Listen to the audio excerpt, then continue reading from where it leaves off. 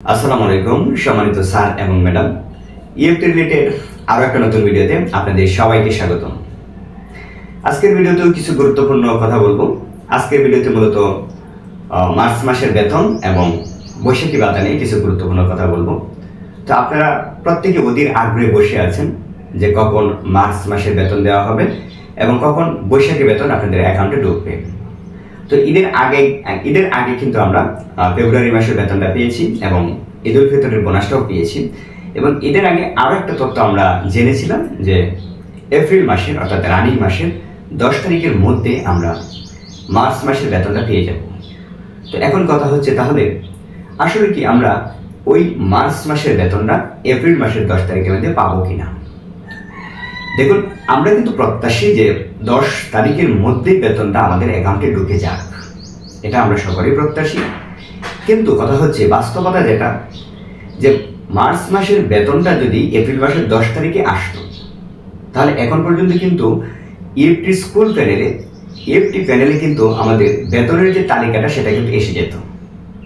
আমরা বরাবরই যেটা লক্ষ্য করেছি যে অ্যাকাউন্টে টাকা ঢোকার 2-1 দিন পূর্বে ইএফটি যে প্যানেলে বেতনের যে তালিকাটা সেটা আসে, অর্থাৎ বেতনের নাম যুক্ত হয়, তালিকাটা এসে যায়। তালিকা আসার 2-1 দিন পরে কি করেন, আমাদের অ্যাকাউন্টে টাকাটা প্রবেশ করে। কিন্তু আপনি যদি চেক করে দেখেন, আমি নিজে চেক করে দেখেছি, এখন পর্যন্ত স্কুল প্যানেলে অর্থাৎ ইএফটির ড্যাশবোর্ড ইএফটির প্যানেলে মার্চ মাসের বেতনের কোনো তালিকা যুক্ত হয়নি। আপনিও চেক করে দেখুন, দেখলে হয়তো এটাই দেখবেন যে এখন পর্যন্ত মার্চ মাসের বেতনের কোনো তালিকা যুক্ত হয়নি। তো যেহেতু এখন পর্যন্ত তালিকাটাই আসেনি, তাহলে আমরা কিন্তু আশা করতে পারি না যে 10 তারিখের মধ্যে আমরা বেতনটা পাবো। তাহলে এমনটাই কিন্তু বোঝা যাচ্ছে যে 10 তারিখের মধ্যে হয়তো পাবো না, 10 তারিখের পরে পাওয়ার সম্ভাবনা বেশি। তবে মাউসির প্রতি আমাদের সজোরে রিকোয়েস্ট থাকবে যে অনতি বিলম্বে, দেরি না করে, যে যত দ্রুত সম্ভব আমাদের মার্চ মাসের বেতনটা ছাড় দেওয়া হোক। কারণ প্রত্যেকটা মাসে যদি আমরা এভাবে বেতন বোকা দিতে পড়ি, তাহলে আমাদের জীবনটা কতটুকু শোচনীয় হয়ে পড়ে সেটা তো আর বলার কথা উপেক্ষা থাকে না, সেটা বলা বাহুল্য।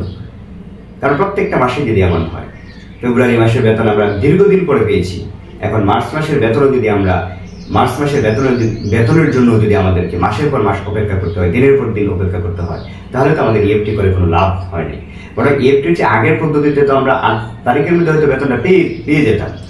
কিন্তু এখন ইএফটি হওয়ার পর আমাদের দেখা গেল 1 মাস 2 মাস আরো বিলম্ব হয়ে যাচ্ছে। কিন্তু ইএফটির মেইন উদ্দেশ্য কিন্তু ছিল যে আমরা 1 তারিখের মধ্যেই একেবারে আমাদের অ্যাকাউন্টে বেতন ঢুকে যাবে। এটার উদ্দেশ্যেই কিন্তু যারা এমপিওভুক্ত শিক্ষক আমরা আছি, তারা দীর্ঘদিন ধরে আন্দোলন করে আসছে এবং দীর্ঘদিন ধরে আমাদের চাওয়া পাওয়া ছিল এই ইএফটি, যাতে করে 1 তারিখের মধ্যে বেতনটা আমাদের অ্যাকাউন্টে ঢুকে যায়।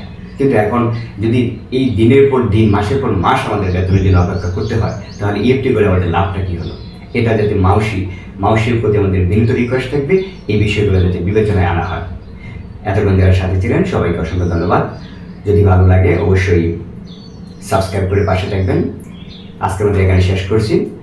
আগামী দিন অবশ্যই দেখা হবে নতুন কোনো আপডেট নিয়ে, নতুন কোনো ভিডিওতে। আসসালামু আলাইকুম।